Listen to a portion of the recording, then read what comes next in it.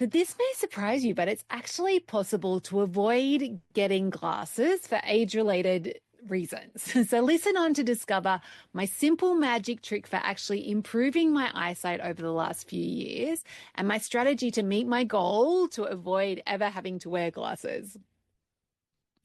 So welcome to Joyful Eating, episode 224, how I'm actually improving my eyesight in my 50s. So before we get to that, the best bite I had, so my Irishman and I had a beautiful weekend in Sydney, and we went to this amazing restaurant called Barco Pan in Surrey Hills, and it was just everything I had there was amazing. One of the standout dishes was, so it was all shared stuff, and we sat at the bar, and it was really fun, like fun vibe.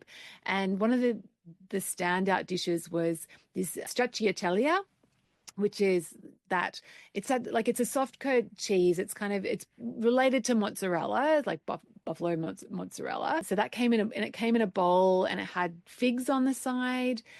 So fresh figs, it's fig season here, of course, and then hazelnuts and basil, and came with bread as well. So my Irishman had it with the bread, but I was just like scooping up this soft cheese and having it with like the fig and then the crunch of the hazelnut, and then that just a little bit of freshness from the basil, and it was just so beautiful. So yeah, if you're ever heading to Sydney, add Barco Pan to your restaurant list. And actually on Stone Soup, there is a guide to tasty travel. So if you scroll down to the bottom of Stone Soup, like to my blog, there's a link to the tasty travel section. So I will update my Sydney. I need to update my Sydney restaurant recommendations. So there's recommendations for all over the world as well. So just if you're planning any trips, that's a good resource to have.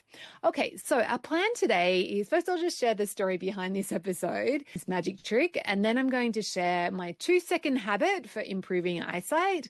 And I've got a bonus tip for you. And then I thought I'd do something fun and share my rose, thorn, and seed this week. So I'll explain what that is when we get there. So basically the story behind this, I didn't even realize it was a problem. I just thought that as you got older, everyone had to get glasses eventually, right? And I, of course, just thought that would be the case. And I was coaching Marissa, who was actually on another Joyful Eating podcast. So she's been on twice. And so I worked with Marissa in the Naturally Healthy Club to help her change her relationship with food. But she also has a podcast of her own called Age Thoughtfully. And I'll link to that in the resources on the show notes. And Marissa actually shared with me, she's like, check out this episode that she did with this guy, Nathan Oxenfeld. And so his whole work is all around helping people. He actually had other problems with his eyes, and he's able now to see naturally without glasses, even though he had, I can't remember, whatever, since he was a child. And it just blew my mind, the possibility that I was like, oh, really? Like maybe I don't have to get glasses. Amazing. And so I set a goal I had a goal to make to make it to 50 without having glasses. And I was kind of doing okay with that, but I was starting to like have some problems. And then after listening to Marissa's podcast, there was a book that Nathan Oxenfeld had recommended, and William Bates, I think. And so I'd read that book. And in the book, it talks about all different problems that you can have with your eyes and how to solve them naturally without needing glasses. But there was a chapter on, and I can't remember the word for it, but there's a specific word for age-related eyesight stuff. So I went straight to that chapter. And in that book, this guy, William Bates, who wrote I think it was in the 20s, he spoke about this guy who all he did was he just read the finest print he could possibly read every day to practice it, to strengthen his eyesight, like strengthening a muscle. And that helped him avoid ever having to wear glasses. I was like, really? Okay, I can do that. And I remember when I read that, I was actually on a flight from Dublin to Paris. And so I just got my Kindle, like I used the Kindle app on my phone. So I just swatched the font to the smallest size. And I was like, oh my goodness, I can read this. This is crazy. And ever since then, I've been practicing using smaller fonts. So I've skipped ahead. So this is my habit. It's like so for a while, I was intentionally, whenever I was reading, I had a habit of like wanted to read on the Kindle app on my phone every day at the smallest font size. And so that was working okay. But then there were times where I wasn't doing it every day. And it just occurred to me one day that, I actually read a lot online on my computer.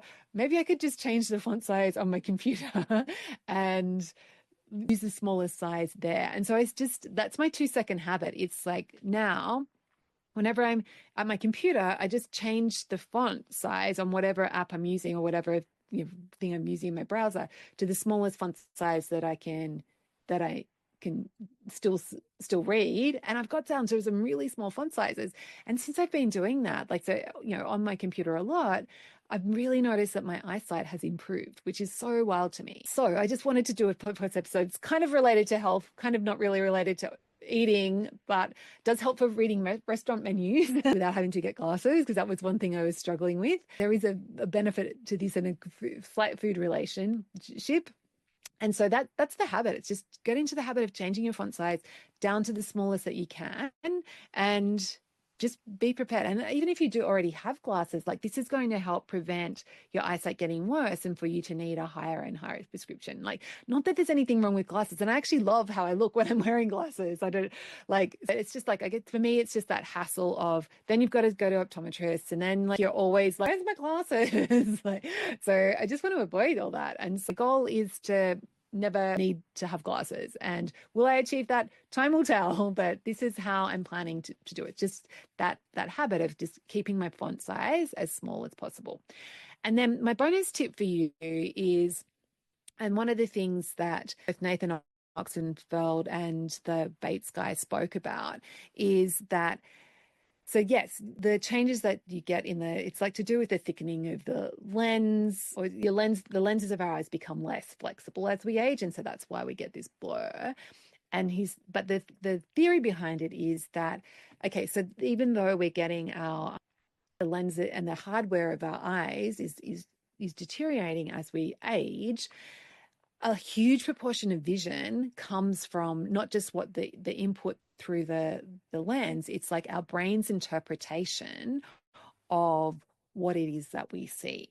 And so we can actually train our brains to still see, even though the inputs that are going into our brain are changing. And so a couple of things that are important to know with this is that with natural vision, it's like we don't need everything to be super clear in our whole field of vision all the time. So to be able to read this screen, there's heaps of blurry stuff for me around. Everything's pretty much blurry out here, but where my eyes focus, it's not that blurry, right? So I can still read it. And also, the other thing is that rather than being afraid of something being blurry, just like see if you can still read it anyway. So at the moment, what I'm looking at, the font that I'm looking at here, it's a little bit blurry, but I can still see it says like embrace the blur. So I can still read it. And so that's the bonus tip for you, is that, yeah, okay, so things are going to get blurry, and you like can be surprised that you don't need it to be super clear in order to read it.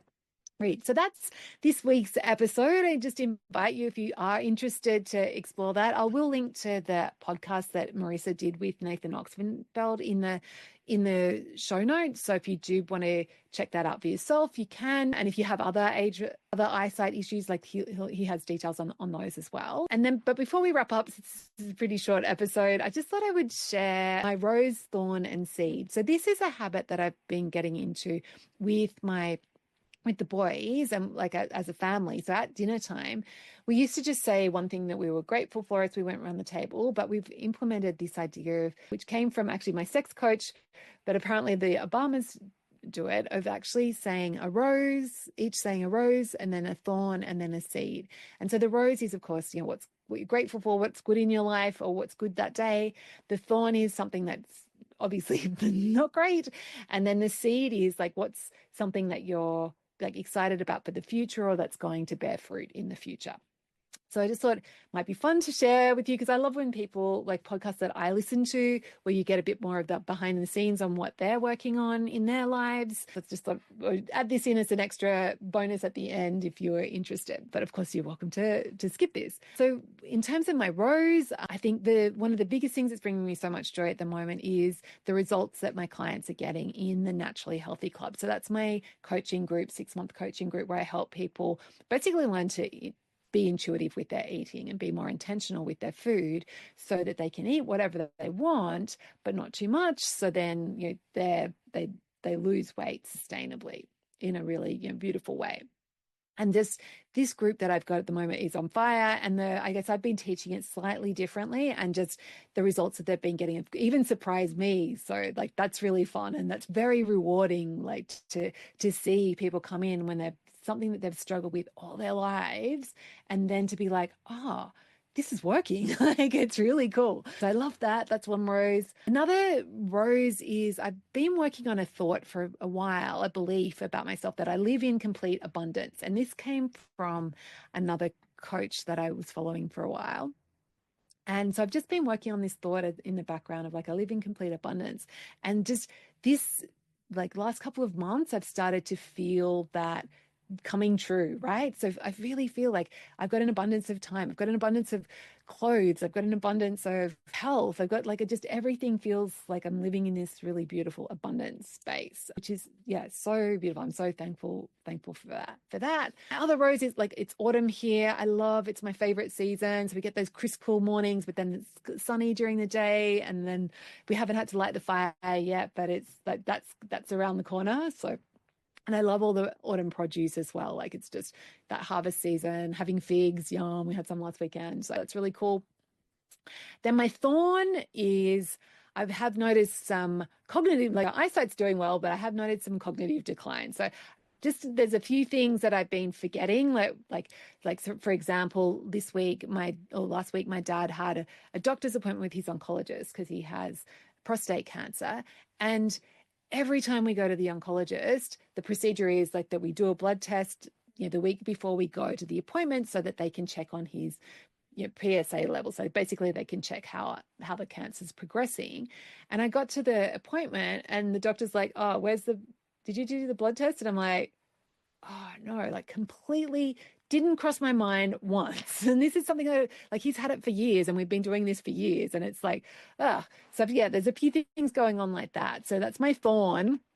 So my seed is that I've just started researching and revisiting a resource. So Dave Asprey wrote a book called Headstrong, which is all around improving cognitive function, particularly reversing or mitigating the impacts of age-related cognitive decline. So I read that book in my 40s, and I remember it was probably like 5 or 6 years ago that I read it. And when I implemented some of the things from that book, at the time, I remember having that thing of where I was forgetting words, of like, I wouldn't be able to put my finger on words. And that really has pretty much stayed gone. Like, occasionally won't be able to remember someone's name or something, but most of the time I can put my finger on words, but I'm just noticing some stuff coming in. So that's my seed, is revisiting that book and just learning more about what I can do to improve my brain as I age, because as Dave Asprey says, like, can do that. We don't suffering cognitive decline as we age. It's the same as our eyesight. Like, there are things that we can do to reduce and prevent. So like, why not do them? And then another seed that I haven't really started delving into is, so what we've just talked about for eyesight, of course, it just got me thinking about, there must be something we can do for hearing as well that's going to improve. And actually, in Dave Asprey's book, he mentioned some hearing training that he had done to improve his hearing, which was also helpful for cognition. And so I just searched an app and I found this app called Ear Gym. I've downloaded that. And so another seed is to just delve into that and start doing some gym work for my hearing. So that's it for this week. So yes, just before we go, like, completely unrelated, but if you do want to learn how to cook without recipes, so you have that freedom to be able to like shop at the farmer's market, just buy what looks good, and then make delicious food without having to go through that whole grocery list creation and planning things. Whether you can just like buy what's in season and what's the least expensive and get the beautiful results, then cooking without recipes is really the secret to be able to do that. And it's also really helpful if you've got any dietary restrictions that you need to navigate. So if you're interested in learning how to cook without recipes, I have a product. It's a 5-day challenge where I help teach you how to make a healthy meal without a recipe in 5 days. It's like, and so over the 5 days, it's like short videos. They're like, around 10 minutes each day. And I walk you through how to do that. So if you're interested in that, then just go to my blog. So if you Google stone soup, or you can check out the link in the show notes. And when you find stone soup, just click on the challenge page. It'll give you more details. And because you're a podcast listener of Joyful Eating, I do have a special discount for friends and family and podcast listeners off the regular price. So just when you're at the checkout, if you use the discount code POD25, so POD 25, all caps, then you'll get to find out what the mystery discount is. Okay, have a beautiful week, and I will catch you next week.